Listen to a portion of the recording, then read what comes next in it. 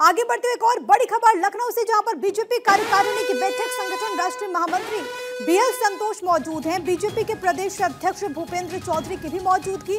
विधानसभा उपचुनाव को लेकर के मंथन होगा और थोड़ी देर में बैठक में मुख्यमंत्री योगी आदित्यनाथ भी पहुंचेंगे। इस वक्त की बड़ी जानकारी, लगातार जो बैठकों का दौर है वो देखने को मिल रहा है। वहां पर पार्टी से जुड़े तमाम जो बड़े चेहरे हैं, तमाम जो पदाधिकारी हैं, वो इस वक्त मौजूद। और महामंथन इस वक्त यूपी की राजधानी लखनऊ में भारतीय जनता पार्टी करते हुए कार्यकारिणी की बैठक, जिसमें संगठन राष्ट्रीय महामंत्री बीएल संतोष की मौजूदगी, बीजेपी के प्रदेश अध्यक्ष भूपेंद्र चौधरी वहां पर मौजूद हैं। और खबर ये कि मुख्यमंत्री योगी आदित्यनाथ भी अब से थोड़ी देर के बाद इस महामंथन में शामिल होंगे। बीजेपी को अपेक्षित नतीजे मिलने के बाद अब बीजेपी की बैठकों का दौर चालू है। संगठन राष्ट्रीय महामंत्री बीएल संतोष जी उत्तर प्रदेश के भाजपा कार्यालय पर पहुंच चुके हैं और आज वो अपने क्षेत्रीय नेताओं के साथ बैठक करेंगे और जो लोकसभा में खराब प्रदर्शन रहा है इसको लेकर भी समीक्षा करेंगे। इसके अलावा पार्टी के प्रदेश नेतृत्व के निर्देश पर सभी हारी हुई सीटों की रिपोर्ट लेंगे और अभी जो टास्क फोर्स बनाया गया था उसने क्या समीक्षा की है वो भी उनके सामने रखा जाएगा। इसके बाद वो जो चूंकि दलित वोट और ओबीसी वोट जो पार्टी के खेमे से खिसक गया है उसको कैसे पार्टी की ओर एक बार लाया जाए, इस पर भी विचार विमर्श किया जाएगा। तो बीएल संतोष जो कि भाजपा के राष्ट्रीय संगठन महामंत्री हैं, वो इस समय कार्यालय पर पहुंच चुके हैं और नेता पहले से यहाँ मौजूद थे। अब नेताओं के साथ बैठक करेंगे और 2027 के चुनाव का रोड मैप तैयार होगा। कैमरामैन रोशन के साथ आशुतोष मिश्रा, भारत 24, लखनऊ। मेरे सहयोगी आशुतोष की अभी आपने रिपोर्ट देखी और आशुतोष इस वक्त राजधानी लखनऊ से हमारे साथ लाइव भी कनेक्टेड हैं, सीधे उनका रुख करते हुए। आशुतोष, जरा विस्तार से दर्शकों को और बताइए कि इस पूरे बैठक का क्या और एजेंडा, और कहा जा रहा है कि सीएम योगी आदित्यनाथ अब से थोड़ी देर के बाद पहुंचेंगे, तो कितना और वक्त लग सकता है मुख्यमंत्री के पहुंचने में?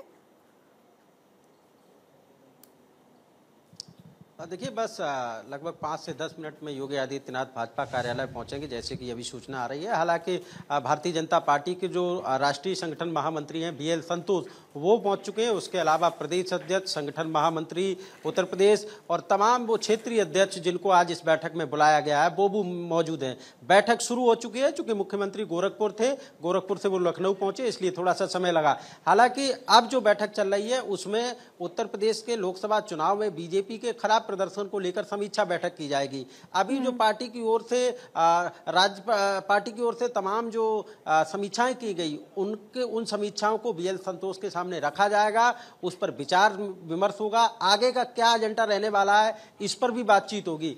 बड़ी बैठक है, तमाम जो पदाधिकारी हैं, क्षेत्रीय पदाधिकारी हैं वो मौजूद हैं। इसके अलावा उत्तर प्रदेश के संगठन महामंत्री मौजूद हैं, प्रदेश अध्यक्ष मौजूद हैं। माना जा रहा है कि आने वाले समय में जिस तरीके से उत्तर प्रदेश के लोकसभा चुनाव में एससी और बीसी वोट बीजेपी से छिटक गया है, उसको किस तरह से दोबारा से पार्टी की ओर आकर्षित किया जाए, इस बात पर भी विचार विमर्श किया जाएगा। इसके अलावा 14 तारीख को होने वाली राष्ट्रीय अध्यक्ष जेपी नड्डा की बैठक होनी है उत्तर प्रदेश के अंदर, उसको लेकर भी रोड मैप तैयार किया जाएगा। बैठक की जा रही है। तो आज बीएल संतोष 2 दिवसीय दौरे पर पहुंचे हुए हैं उत्तर प्रदेश के अंदर। आज पदाधिकारियों के साथ बैठक करेंगे। उसके कुछ देर बाद जो मीडिया के पदाधिकारी हैं, जो प्रदेश प्रवक्ता हैं, और वो तमाम उनके साथ बैठक की जाएगी कि लोकसभा चुनाव में जो नतीजे यूपी में आए वो पार्टी के अनुरूप नहीं आए, इसको लेकर के मंथन। दूसरा ये कि इस चुनाव में जो वोट बैंक बीजेपी से खिसकते हुए नजर आए, कैसे उसको वापस से अपने में जोड़ा जा सके, इसको लेकर के रणनीति। और तीसरा ये कि पार्टी के राष्ट्रीय अध्यक्ष जेपी नड्डा जब वहां पर पहुंचेंगे उस वक्त जो बैठक होगी उसको लेकर के भी यहां पर चर्चा चल रही है। लेकिन एक और बहुत अहम है आशुतोष कि उपचुनाव भी होना है। क्या इस बैठक में जो बाय इलेक्शन होने वाले यूपी में उसको लेकर के भी कोई चर्चा?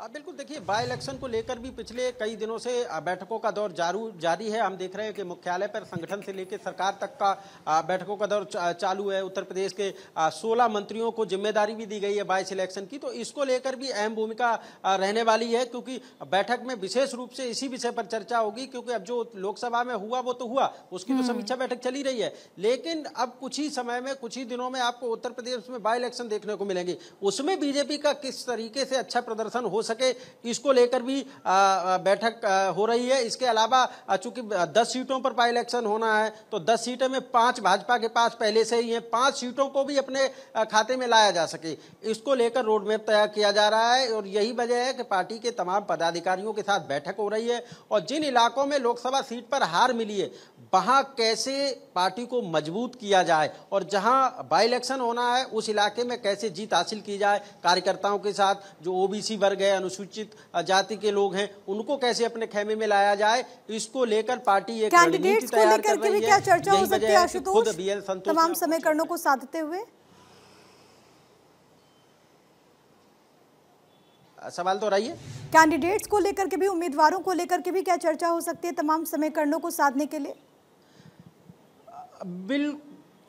बिल्कुल बिल्कुल जो उपचुनाव होने हैं उनमें कौन प्रत्याशी होगा, इसको लेकर भी 3-3 नाम मांगे गए हैं हर जिले से, तो उन पर भी विचार किया जा सकता है। चूंकि उत्तर प्रदेश की 10 सीटों में जो बाई इलेक्शन होने हैं उसमें कैंडिडेट की साफ स्वच्छ छवि हो और जनता के बीच उसका व्यवहार हो, इसको विशेष रूप से ध्यान दिया जा रहा है। और पूरे जहां जहां चुनाव होने वहां से 3-3 नाम मांगे गए हैं, तो उन पर भी लगातार विचार विमर्श चल रहा है और आज भी उस पर विचार विमर्श होगा। बैठक के बाद क्या कुछ तस्वीर निकल करके सामने आती है। फिलहाल के लिए बहुत शुक्रिया आपका तमाम बातचीत और